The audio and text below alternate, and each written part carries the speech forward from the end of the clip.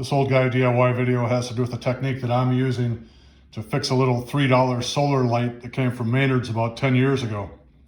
So a hot chick that I know had this light that got broken off in the course of the winter. This little piece is broken off.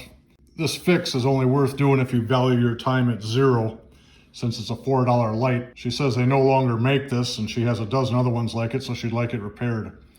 So since this is the part that interfaces with the little spike, what I did is drilled a hole in the bottom here. I took a piece of wooden dowel that's 3/8 by about 1/2 inch long. I drilled a hole in there to receive that screw.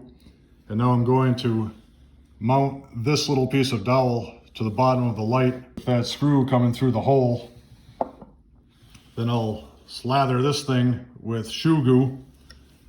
I'll take this piece that broke off, stick it down over the top, let it sit overnight, and it should be good to go for another 10 years or until a careless delivery driver runs into it.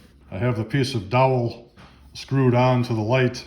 Now I'll just take this thing, and based on the angle of the brake, I can line it up so it mates to the bottom of the light as it did before. I'll smear this with shoe goo, leave it sit. It'll be good to go tomorrow. One other tip, when shoe goo gets old and starts to dry up and it will no longer come out of the nozzle, I just cut a corner off the bottom. You can still squeeze it out. It'll work fine for this application. So I have this thing all gooed up. I kind of topped it off like putting frosting on a cupcake. I'll leave it sit overnight, and tomorrow we'll put it back out there for her.